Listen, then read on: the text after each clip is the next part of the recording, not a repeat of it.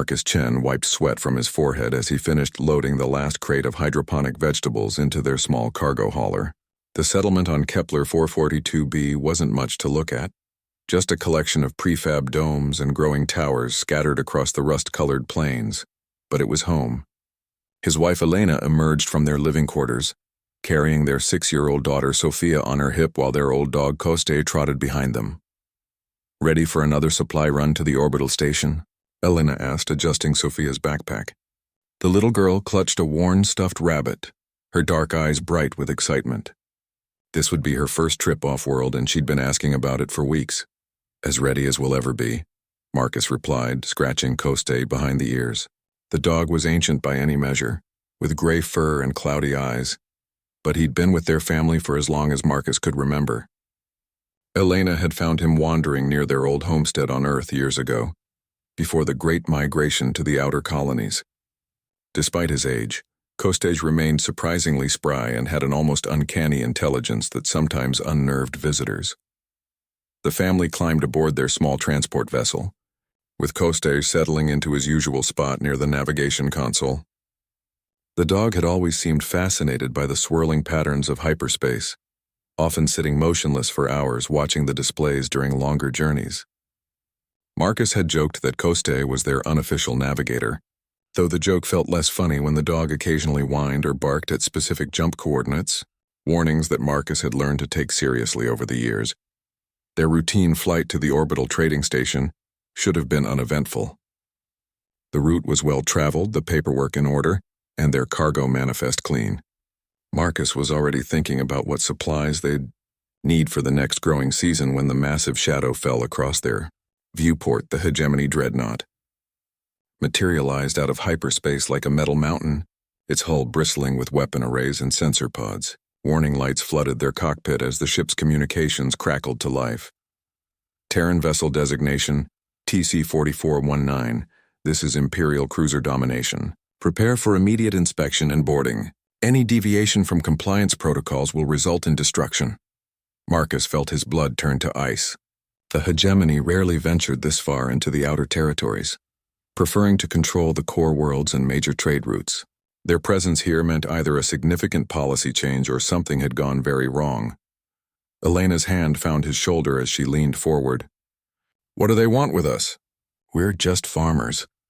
Before Marcus could respond, tractor beams locked onto their ship, and they felt the sickening lurch of losing control. Koste, who had been resting peacefully moments before, suddenly stood with his hackles raised, emitting a low growl that seemed to resonate through the ship's hull. The sound was unlike anything the dog had ever made before, carrying an odd harmonic quality that made the air itself feel heavy. "Easy, boy," Sophia whispered, reaching out to pet the agitated animal. The moment her small hand touched his fur, Koste's growling stopped, but his yellow eyes remained fixed on the approaching warship with an intensity that made Marcus uncomfortable. The docking procedure was swift and professional. Hegemony shock troops in powered armor boarded their vessel within minutes, energy weapons trained on the family. Their leader, a tall figure with the distinctive cranial ridges of a Zalari warrior caste, scanned them with cold, calculating eyes. Marcus Chen, Elena Chen, Sophia Chen, and... The alien's translator clicked as it processed the final entry. "One unregistered biological companion. You are all under arrest by order of the Galactic Hegemony." "Arrested for what?" Elena demanded, instinctively pulling Sophia closer. "We haven't done anything wrong. Our permits are valid, our cargo is legal." "Silence," the Zalari commander interrupted. "You are charged with harboring contraband biological materials, failure to register xenological specimens, and potential violation of the Protected Species Act. Evidence suggests you possess a creature of significant archaeological and scientific value." Marcus followed the alien's gaze to Kostage, who sat calmly despite being surrounded by armed soldiers. The dog's demeanor had shifted again, becoming almost serene, but there was something in his ancient eyes that hadn't been there before, a depth of awareness that seemed to look right through the Hegemony forces. "He's just an old dog," Marcus protested. "We've had him for years. He's registered with the Colonial Administration. Your dog exhibits genetic markers consistent with creatures from restricted archaeological sites," another soldier interjected, consulting a handheld scanner. Preliminary scans suggest biological age inconsistent with documented canine lifespans. This specimen requires immediate scientific evaluation. As the soldiers moved to place restraints on the family, Coste did something extraordinary. He walked calmly to each family member, first Sophia, then Elena, then Marcus, and pressed his nose gently against their hands. The contact felt warm, almost electric, and Marcus could have sworn he heard whispered words in a language he didn't recognize but somehow understood. "Do not fear. She will come." The hegemony forces seemed oblivious to this strange behavior, focused instead on their efficient processing procedures. Within the hour, the Chen family found themselves aboard the dreadnought, separated from their ship and most of their possessions. Coste was placed in a specialized containment unit designed for dangerous xenobiological specimens, while the family was led to holding cells in the ship's detention center. As their cell doors sealed with electronic finality, Marcus caught one last glimpse of Coste through the laboratory's transparent walls. The old dog sat perfectly still in his containment unit, but his eyes were no longer cloudy with age. They blazed with golden fire, and for just a moment, Marcus could have sworn he saw something else reflected in those ancient orbs. The shadow of a tall figure in dark robes, standing in a forest clearing beneath an alien moon, and the sound of grinding mortar and pestle mixing ingredients for something that would shake the foundations of the galaxy itself. The ship jumped to hyperspace, carrying its prisoners toward an uncertain fate, while somewhere in the vast darkness between stars, something old and terrible began to stir. The Hegemony Detention Center aboard the dreadnought was a masterpiece of bureaucratic efficiency. Marcus, Elena, and Sophia were processed through a series of sterile chambers where alien technicians cataloged everything from their genetic markers to their psychological profiles. The family was then assigned individual cells in Block C7, a section typically reserved for low-priority political prisoners and smugglers. Marcus paced in his 8x10 cell, the artificial gravity feeling heavier than the standard Earth normal they maintained on their homestead. Through the narrow viewport, he could see stars streaming past as the massive ship continued its journey toward the core worlds. Elena's cell was directly across the corridor, and he could see her trying to comfort Sophia, who hadn't stopped asking about Coste since their separation. "Why did they take our doggy?" Sophia's voice carried through the thin walls. "He didn't do anything bad." Elena's response was gentle but strained. "I don't know, sweetheart, but I'm sure he's okay. Coste is tougher than he looks." If only she knew how right she was. 3 levels below in the ship's xenobiology laboratory, Dr. Thane Vortex was discovering that their new specimen was far more interesting than anyone had anticipated. The Hegemony's chief xenobiologist was a Korak, a species known for their methodical approach to science and their ability to detect biological anomalies that other races missed entirely. Dr. Vortex circled the containment unit where Coste sat calmly, his instruments registering readings that defied explanation. The creature's cellular structure appeared normal at first glance, but deeper scans revealed something impossible. Carbon dating suggested the biological material was over 3,000 years old, yet showed no signs of decay or age-related deterioration. "Fascinating," Vortex muttered to his assistant, a nervous Solari graduate student named Clicks. "The specimen's DNA contains base pairs I've never encountered. Look at these neural pathway scans. The complexity is unprecedented for a standard canine." Clicks leaned closer to examine the readouts. "Sir, these patterns? They're almost like the ancient texts we studied on Xerion Prime, the ones describing the old gods and their companion creatures." "Superstitious nonsense," Vortex dismissed, though his tone suggested less certainty than his words. "There are no gods, only undiscovered science. This creature must be the result of genetic manipulation, possibly from one of the lost human colonies. Schedule it for comprehensive dissection tomorrow. I want every organ cataloged and analyzed." Unknown to either scientist, Coste had been listening to every word through senses that extended far beyond normal canine perception. The old dog's consciousness touched the ship's computer systems like a gentle breeze, accessing communication logs and star charts with an ease that would have terrified the Hegemony's security experts. He was searching for something specific, a particular set of coordinates that would tell him exactly where he was in relation to where he needed to be. Meanwhile, on a forgotten world in an unnamed star system, something else was conducting its own search. The cottage stood exactly where it had for centuries, though stood was perhaps the wrong word.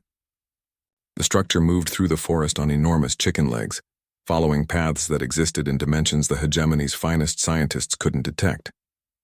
Inside, its owner was discovering that something precious had been taken. Baba Yaga paused in her work of grinding starlight into powder, her ancient hands stilling over the massive iron mortar and pestle. She lifted her head, nostrils flaring as she tested the cosmic winds for a scent that should have been close by. Her faithful companion, her beloved Koste, was missing. The witch's eyes blazed with fury that had not been seen in 1,000 years. She moved to her scrying bowl, a device carved from the skull of the last dragon, and began to weave spells that reached across the galaxy itself. Images flickered in the dark water, a human family in detention cells, sterile laboratory equipment, and, most importantly, her dog sitting calmly in an alien prison. "So," she whispered, her voice carrying harmonics that made the very fabric of space-time shiver, "the younglings think they can cage what belongs to me." Back on the dreadnought, the effects of Baba Yaga's growing anger were beginning to manifest in subtle ways. The ship's environmental system started experiencing minor glitches, temperature fluctuations, gravity variations, and unexplained power surges that the engineering teams couldn't explain. Navigation computers occasionally displayed star charts showing constellations that didn't exist, at least not in this dimension. Marcus noticed the changes first. His enhanced senses, honed by years of frontier living, picked up the subtle shifts in the ship's rhythm.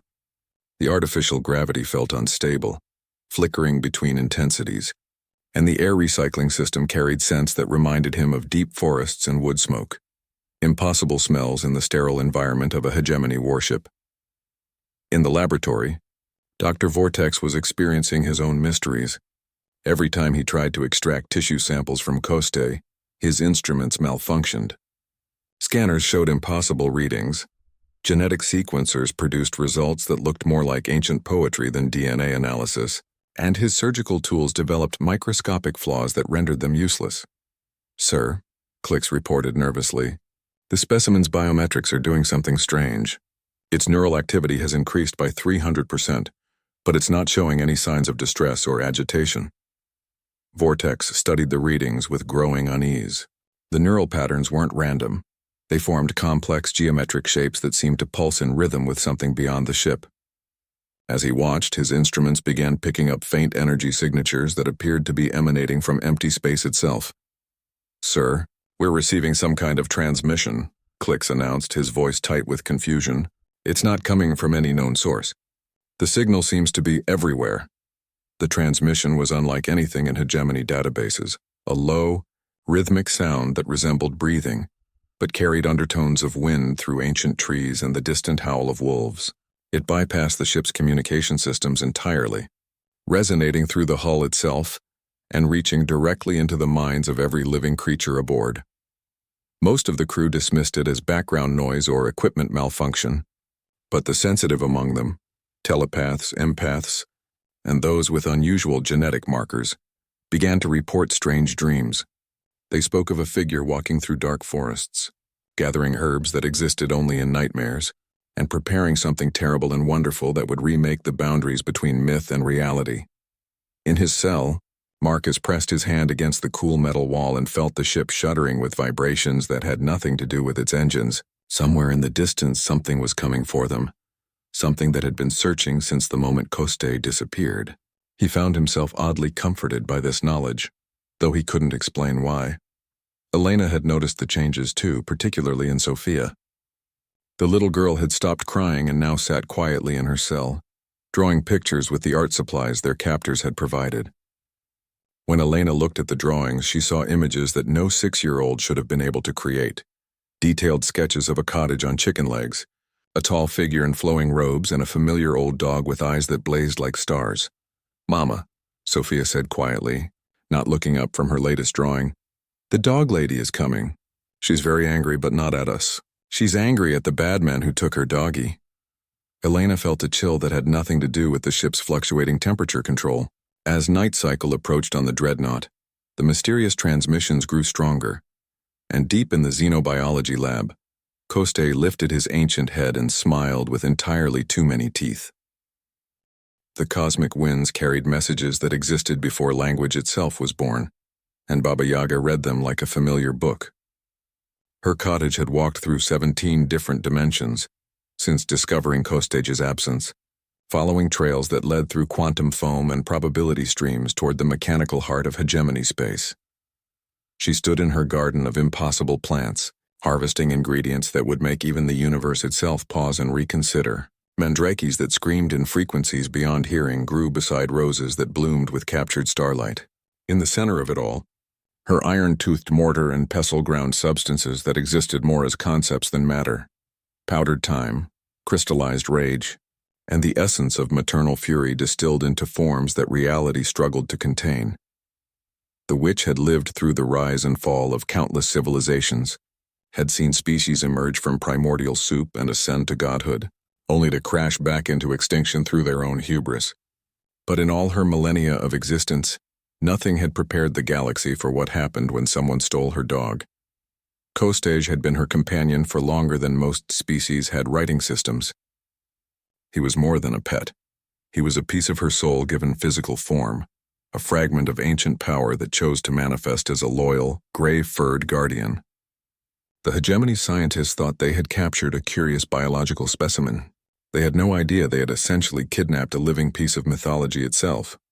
On board the Dreadnought Domination, the temperature had dropped 15 degrees across all decks, despite the environmental systems working at maximum capacity. Ice crystals formed in impossible places, inside sealed ventilation shafts on the surface of quantum computers, and in the middle of plasma conduits where temperatures should have been hot enough to vaporize any known substance. Captain Zaxxes Roth, a veteran Korak officer with 40 years of service, stood on his bridge studying reports that made no sense. His chief engineer insisted the ship's fusion reactors were functioning normally, yet power fluctuations continued to plague every system. Navigation reported their course was correct, but the star charts occasionally showed constellations that belonged to no known galaxy. "Sir," his communications officer announced, "we're detecting massive quantum disturbances approximately 7 light-years ahead of our current position. It's like space itself is being rearranged." Roth examined the sensor data with growing unease. The disturbances formed patterns too complex to be natural phenomena, yet too organized to be the result of any known technology.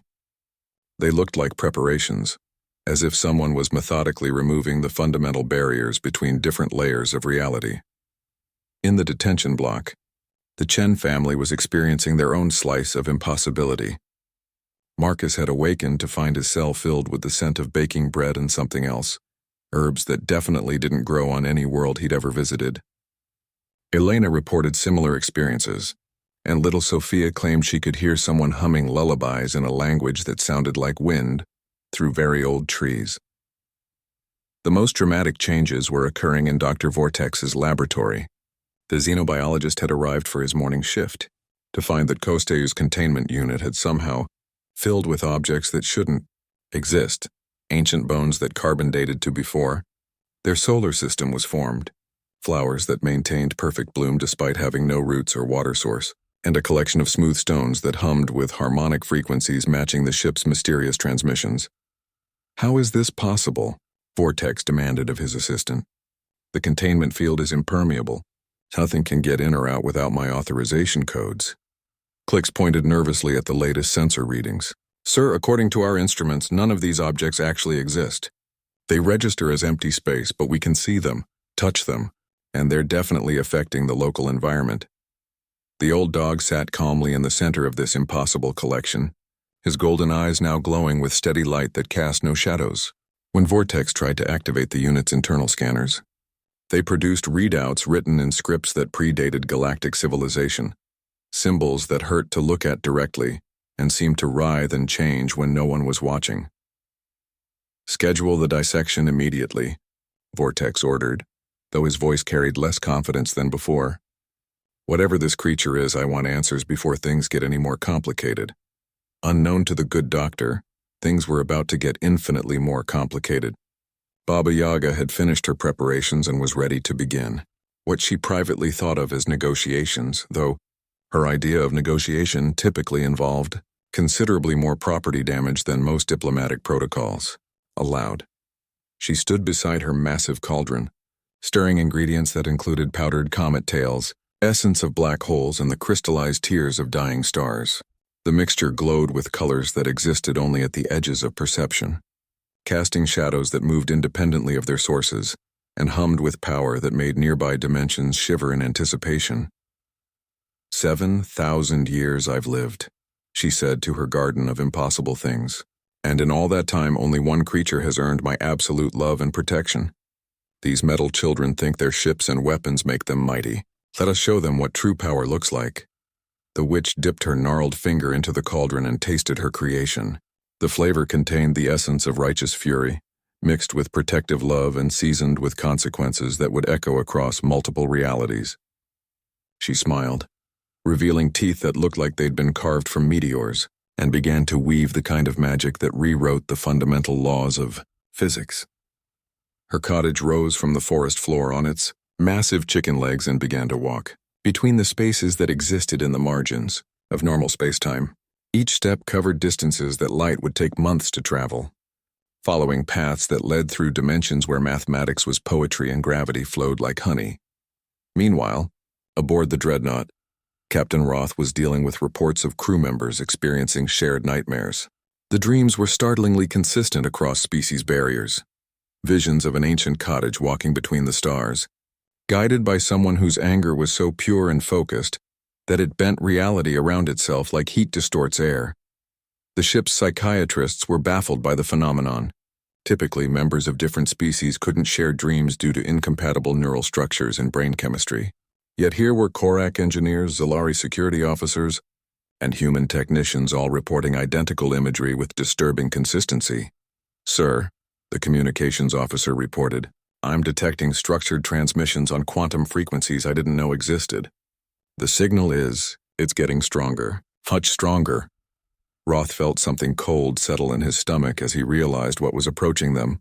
His 40 years of military service had taught him to recognize certain patterns, and everything about this situation screamed of an enemy that operated by rules no hegemony textbook had ever considered. In the detention block, Marcus pressed his ear against his cell wall and listened to sounds that definitely weren't coming from the ship's systems. Somewhere in the distance he could hear footsteps, slow, measured, and accompanied by the rhythmic thud of something very large and very patient moving in their direction. Elena had noticed it too. "That's not the normal ship noise," she whispered to Sophia. "What do you think it is?"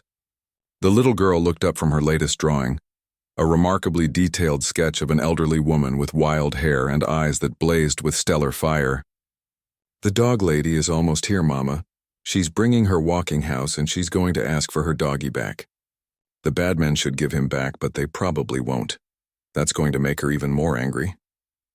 As if summoned by Sophia's words, the mysterious transmissions suddenly intensified into something that resembled speech, though it was spoken in a language that predated the formation of their galaxy and carried harmonics that made the ship's hull vibrate like a struck bell. To most of the crew it sounded like meaningless noise, but to those few who had studied ancient folklore it was perfectly clear. "Return what belongs to me, children of metal and ambition, and I may allow your ship to remember what it was like to exist." The first sign that something was fundamentally wrong with reality came when the hegemony dreadnought's sensors detected an object that shouldn't exist. It appeared on their screens as a house-sized structure with what appeared to be massive bird legs, traveling through hyperspace at velocities that violated several basic laws of physics. More disturbing was the fact that it wasn't using any detectable propulsion system. It was simply walking through dimensions that normal matter couldn't access. Captain Roth stared at the impossible readings with growing dread. "Scan that object again. Full spectrum analysis." His tactical officer, a methodical Korak named Vex, complied with obvious reluctance. "Sir, the readings are consistent, but impossible. The structure appears to be constructed primarily of organic materials. Wood, bone, metal, and substances our computers can't identify. Mass readings fluctuate between negligible and roughly equivalent to a small moon. It's as if the object exists in multiple states simultaneously. How long until it reaches us?" Roth asked, though he was beginning to suspect he didn't want to know the answer. "At current velocity, 7 minutes, sir, though velocity might not be the correct term. It appears to be shortening the distance between us rather than actually moving through space. The captain had commanded dreadnoughts through 3 separate wars and countless first contact situations, but nothing in his experience had prepared him for this. He activated the ship's emergency protocols and opened a channel to Hegemony Command, though he suspected his report would be dismissed as the ravings of a stressed officer. In the xenobiology laboratory, Dr. Vortex was discovering that his planned dissection had become impossible to execute. Every time he activated a surgical instrument, it either malfunctioned in spectacular fashion or simply disappeared entirely. His tissue samplers vanished into thin air. His cellular extractors transformed into origami sculptures. His quantum scalpels turned into butterflies that fluttered around the lab for several minutes before dissolving into motes of golden light. "Sir," Clicks reported, his voice tight with barely controlled panic, "the specimen's containment unit is singing." The observation was accurate but inadequate.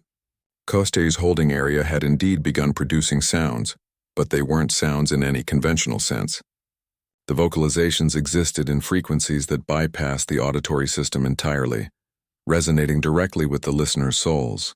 The music, for lack of a better term, told stories of ancient forests where trees were older than civilizations, of clearings where the boundaries between myth and reality had worn thin, and of creatures that remembered when the universe was young and magic flowed like water. Most disturbing of all, the song was clearly a lullaby, though it was being sung in a voice that could have belonged to a grandmother or a force of nature, depending on one's perspective. Vortex attempted to record the phenomenon, but found that his instruments captured only silence. The music existed solely for those present to hear it, a direct communication that required no technological interface. As the melody continued, the doctor began to understand that this wasn't random vocalization. It was a message, and more specifically, it was a countdown. The ship's intercom crackled to life with Captain Roth's voice. "All hands, prepare for..." "I'm not sure what to prepare for. We have an unidentified visitor approaching. Maintain battle stations, but do not engage unless directly threatened." Marcus, Elena, and Sophia listened from their cells as the ship's atmosphere grew increasingly tense. The artificial gravity had stabilized, but now the air itself felt different. Thicker somehow, and charged with potential energy like the moment before lightning strikes. Elena noticed that Sophia had stopped drawing and was sitting perfectly still, listening to sounds only she seemed to hear. "What is it, sweetheart?" Elena asked. "She's almost here," Sophia whispered. "She's very, very old and very, very angry. But she's also sad because they took her doggy. She's trying to be polite first, but I don't think the bad men understand politeness." As if on cue, the ship's external sensors detected the approach of something that defied classification. The cottage on chicken legs emerged from hyperspace 3 kilometers off the dreadnought's bow, its massive taloned feet finding purchase on surfaces that existed only in theoretical physics equations. The structure towered over the warship, though its size seemed to fluctuate depending on the angle of observation. Captain Roth opened a communication channel with protocols designed for first contact situations. "Unknown vessel, this is Captain Zaxis Roth of the Hegemony Dreadnought Domination. Identify yourself and state your intentions." The response came not through the communication system, but as words that appeared directly in the minds of everyone aboard the ship. The voice was ancient beyond measure, carrying the weight of millennia and the authority of something that had watched the birth and death of countless stars. "I am called many names across many worlds, metal child. Your people might know me as the Old Woman of the Wood, the Bone Mother, or she who grinds the bones of the unworthy. I have come for what is mine." Roth felt sweat forming on his cranial ridges despite the ship's cooling systems. "We are operating under legal authority of the Galactic Hegemony.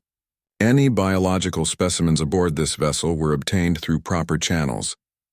The interruption came as a sound like laughter, if laughter could be made from the grinding of tectonic plates and the dying screams of supernovas. "Legal authority? Child, I was ancient when your species was learning to bang rocks together. I was creating law when your precious hegemony was cosmic dust waiting to coalesce into stars. Return my companion, and I will consider allowing your ship to continue existing." Dr. Vortex, monitoring the conversation from his laboratory, made a decision that would haunt him for the rest of his considerably shortened life. "Captain, the specimen is valuable beyond measure. I recommend we maintain our current position and negotiate from strength. Whatever this entity is, it must respect our military superiority. Baba Yaga's response to this suggestion was immediate and educational. The cottage's front door opened, revealing depths that seemed to extend far beyond the building's apparent dimensions. From those shadows emerged creatures that had inspired nightmares across 1,000 worlds. Wolves the size of shuttlecraft with eyes like burning coals, ravens that spoke in the languages of dead civilizations, and things that had no names because seeing them drove observers to forget the words for what they had witnessed. But the witch herself remained invisible, her presence felt rather than seen as the ship's systems began to experience what could only be described as aggressive malfunction. Lights flickered in patterns that spelled out warnings in languages that predated spaceflight. Computer screens displayed images of graveyards filled with the bones of those who had made similar mistakes. The ship's artificial intelligence began composing poetry about the inevitability of cosmic justice. "Final warning," came the voice that now seemed to emanate from the ship's hull itself. "Return my coast edge, or I will demonstrate why your ancestors told stories of creatures like me to teach their children wisdom through fear." Captain Roth looked at his bridge crew, seeing his own growing terror reflected in their faces. His training screamed that he should never negotiate with terrorists or unidentified entities. But every instinct developed over decades of survival was telling him that conventional military doctrine might not apply to creatures that predated the concept of conventional. In the detention block, Marcus pressed his face against his cell's viewport and watched as reality itself began to bend around the approaching cottage. He could see stars changing color, space-time developing visible wrinkles, and the fundamental constants of physics adjusting themselves to accommodate a presence that operated by different rules entirely. "Elena," he called across the corridor, "I think we're about to be rescued by something that's going to make the hegemony wish they'd never left their homeworlds."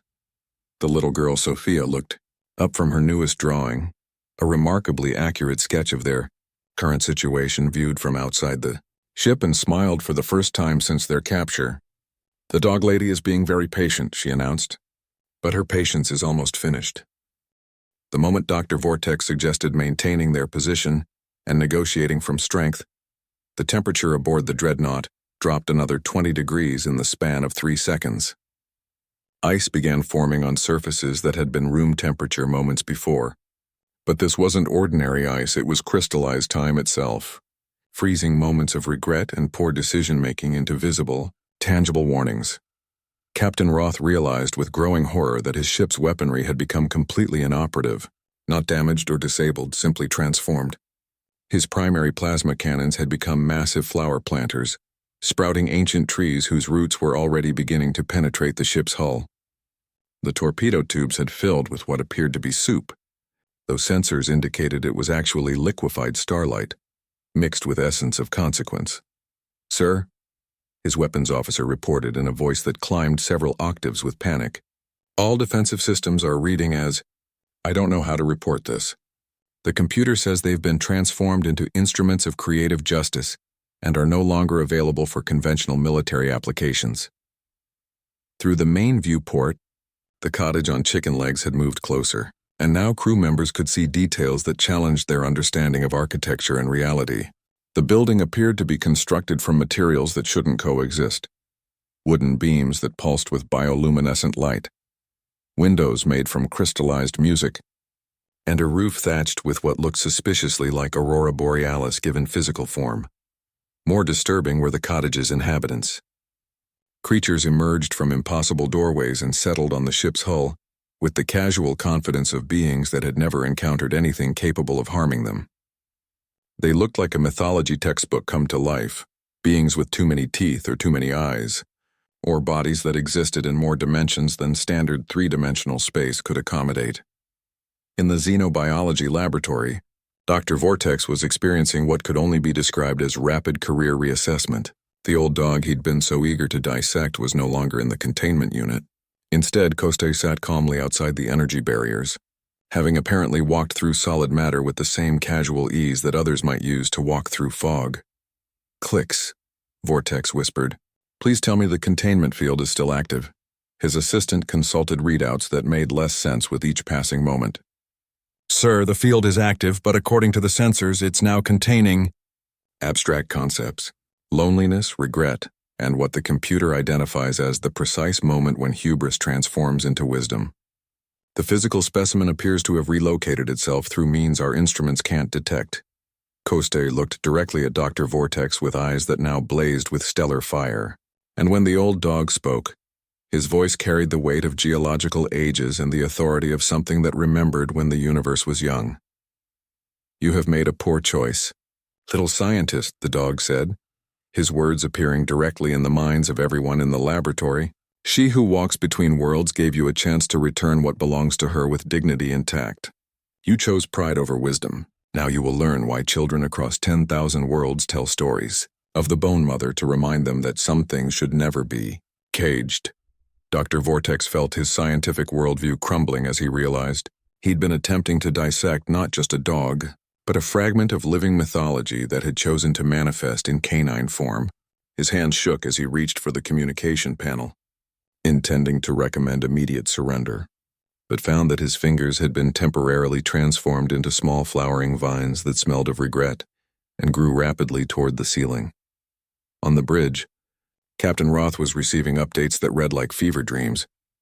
His chief engineer reported that the ship's fusion reactors had been replaced with something that generated power through the combustion of bad decisions. The navigation officer announced that their stellar cartography had been updated to include several star systems that existed only in fairy tales, and their current location was now listed as approximately 3 moral choices away from disaster. "Captain," his communications officer announced, "I'm receiving a transmission from Hegemony Command. They're ordering us to maintain our position and secure the specimen at all costs."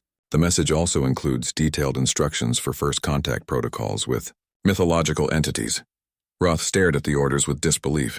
"They want us to follow first contact protocols with something that's currently rewriting our ship's molecular structure through sheer force of displeasure?" The answer came not from his crew, but from the voice that now seemed to speak through every surface on the ship, simultaneously. Baba Yaga's words carried amusement tinged with something far more dangerous than simple anger. "Your commanders are wise to fear me, metal child, but their wisdom comes too late. I offered courtesy. I offered negotiation. I even offered warnings. Now I offer education. And I have found through long experience that the most effective lessons are also the most memorable." The cottage's front door opened wider, revealing an interior that definitely violated several laws regarding conservation of space. From those impossibly deep shadows came sounds that suggested preparation. The grinding of enormous mortars, the boiling of substances that existed more as concepts than matter, and what could only be described as the sound of reality itself being reorganized according to older, more fundamental principles. Marcus, watching from his cell's viewport, could see crew members on the ship's hull being approached by creatures that defied classification. But rather than attacking, these beings seemed to be having conversations with the Hegemony personnel. Intense, educational discussions that left the recipients staring into the distance with expressions of profound philosophical reconsideration. "Elena," he called across the corridor. "I think whatever's happening out there, it's not exactly hostile. It's more like corrective." Elena had been watching similar scenes through her own viewport. "It's like they're being taught something. Look at their faces, they don't look afraid anymore. They look like they're understanding something for the first time." Little Sophia pressed her nose against her cell door's small window, watching the impossible events unfold with the matter-of-fact acceptance that only children seem to possess. "The dog lady isn't really angry," she announced. "She's disappointed. Angry would be much worse for the bad men. This is her being nice." Her observation proved eerily accurate as the ship's intercom crackled to life with Baba Yaga's voice, now speaking in tones that combined maternal patience with the authority of someone who had personally witnessed the birth and death of civilizations. "Children of metal and ambition, you have forgotten the old stories your ancestors told to keep you safe. You have forgotten that some things exist beyond your laws and your weapons, beyond your understanding and your control. This is not conquest, this is education. And like all effective education, it begins with acknowledging what you do not know." As if to demonstrate this point, the ship's hull began to sprout enormous mushrooms that glowed with bioluminescent script, writing that appeared in whatever language the reader knew best, telling stories of humility, wisdom, and the consequences of treating living beings as property. Crew members found themselves reading tales of their own cultures, stories their grandmothers had told them about beings that existed in the spaces between what was known and what was possible. Captain Roth made a decision that would either save his ship and crew or ensure their transformation into something more mythologically appropriate. He opened all communication channels and spoke with the full authority of his rank and the growing wisdom of someone who had finally recognized his own limitations. Entity known as Baba Yaga, I formally request negotiations for the return of your companion. We acknowledge that we have acted without sufficient understanding and are prepared to discuss terms for the correction of this error. The response came as something that might charitably be called laughter, if laughter could be made from the sound of wind through ancient forests and the distant howl of wolves that had seen the rise and fall of empires. Now you begin to learn, little captain. But learning and understanding are different things, and understanding and wisdom are different still. We shall see how much wisdom your species possesses when faced with consequences that cannot be solved with technology or violence. Baba Yaga's patience had reached its end. The cottage door opened fully, and from its impossible depths emerged the witch herself for the first time. She was simultaneously exactly what mythology described and nothing like the stories suggested, ancient beyond measure, yet vibrant with power that made the surrounding space-time ripple like water. Her iron teeth gleamed with starlight. Her wild hair moved with winds that blew from dimensions where physics was merely a suggestion, and her eyes held depths that contained the accumulated wisdom and fury of millennia. Foolish children, she spoke, her voice now causing the very atoms of the ship to vibrate in harmonic frequencies. You would cage what belongs to me and call it law. You would dissect love itself and name it science. Very well. Since you will not learn through kindness, perhaps you will learn through wonder and terror. What followed could only be described as warfare, though it bore no resemblance to any conflict in hegemony military databases. Baba Yaga didn't attack the dreadnought so much as she began rewriting its fundamental nature, transforming a weapon of war into something that served her own mysterious purposes. The ship's armor plating began to sprout massive vines that bloomed with flowers containing tiny star systems. Each blossom held a complete solar system in miniature, populated by beings that lived entire civilizations in the span of heartbeats. The hegemony crew found themselves watching the rise and fall of empires that existed for seconds, but experienced millennia of culture, art, and achievement before fading into cosmic history. Captain Roth watched in fascination and horror as his bridge transformed around him. The tactical displays now showed fairy tale kingdoms instead of star charts. The weapons controls had become a massive loom where reality itself could be rewoven into more aesthetically pleasing patterns.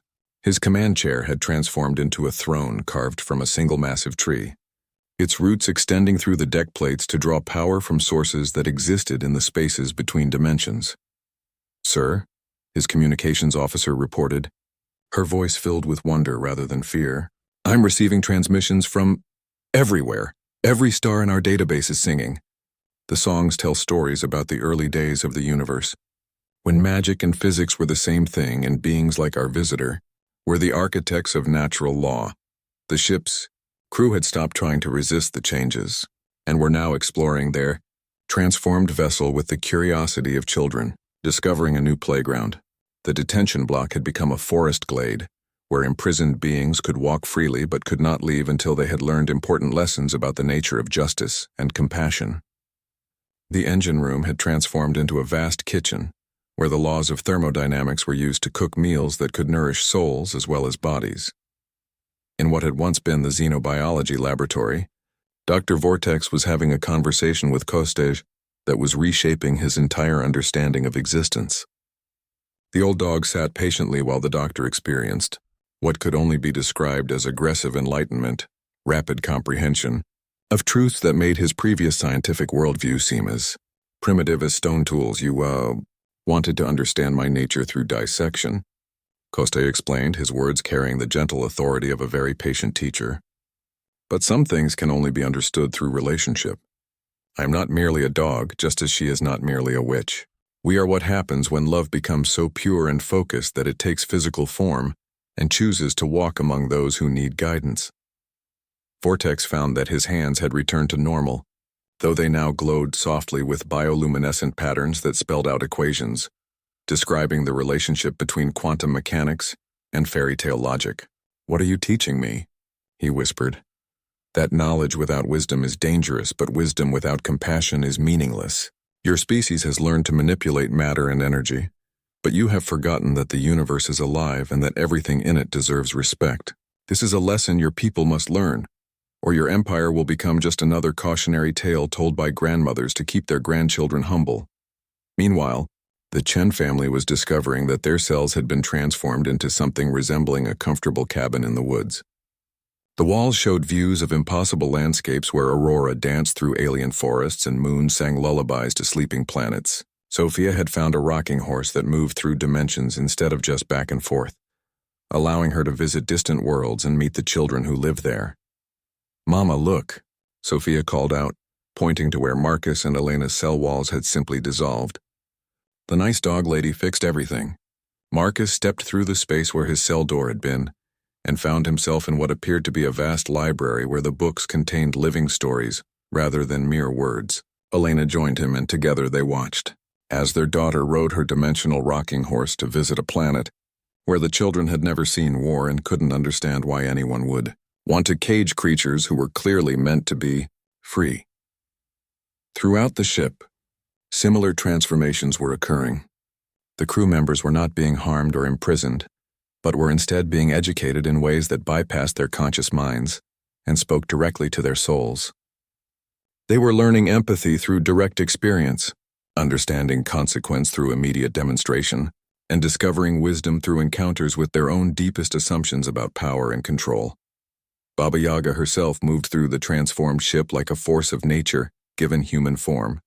She paused at each crew station, looking deeply into the eyes of each being she encountered, reading their histories and potential futures with a glance. Some she touched gently on the forehead, transferring understanding that would take them years to fully process. Others she simply smiled at, an expression that contained more warmth and terrifying maternal authority than most beings encountered in entire lifetimes. When she reached Captain Roth, she studied him with eyes that had watched the birth and death of galaxies. "You are not evil, metal child, merely ignorant. Your empire builds cages because you fear what you do not understand, but fear creates only more fear. Your people could be magnificent if you remembered that cooperation is stronger than conquest, that diversity is more valuable than uniformity, and that love is the most powerful force in any universe." Roth felt something fundamental shift in his understanding of command and responsibility. "What do you want from us?" he asked, though the question felt inadequate for the scope of what was occurring. "I want you to remember who you are beneath your uniforms and protocols," Baba Yaga replied.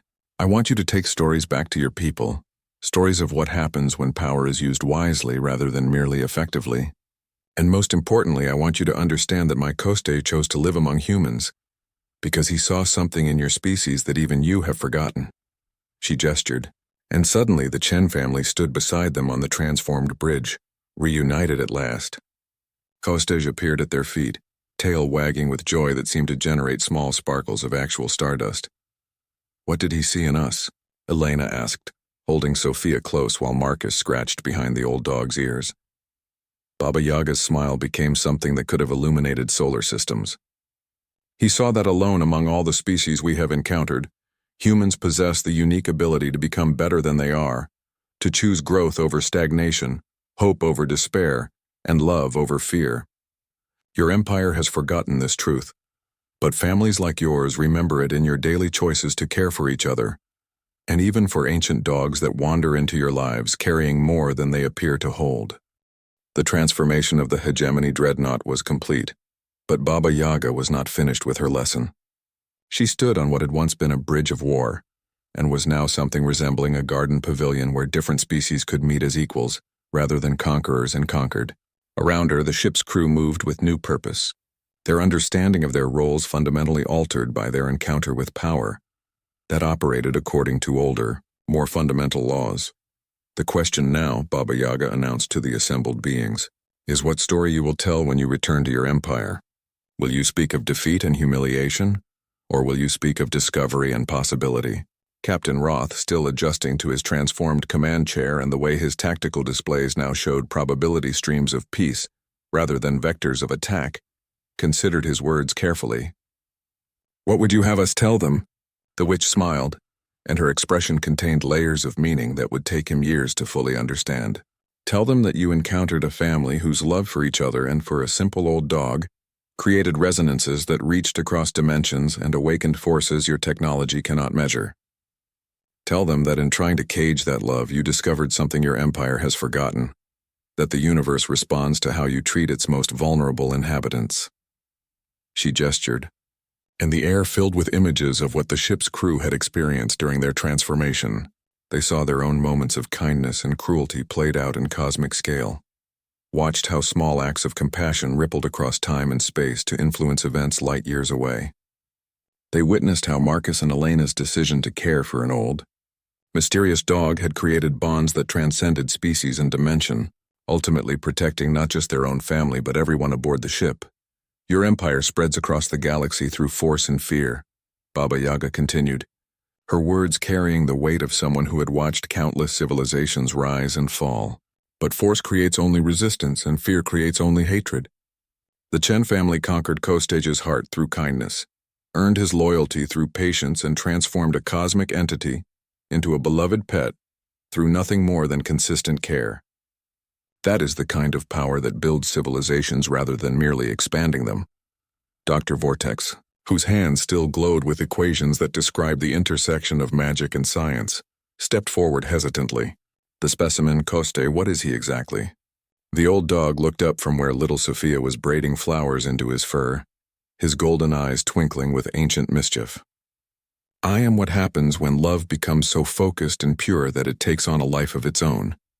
Every species has legends of creatures like me, beings that choose to live among mortals to learn from their capacity for growth and change.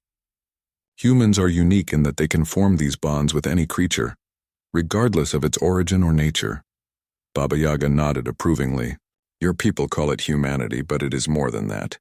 It is the ability to see past surface differences and connect with the essential spark that exists in all living things. This is why Koste chose them, and why I have chosen to spare your ship rather than adding it to the collection of cautionary tales I keep in my garden."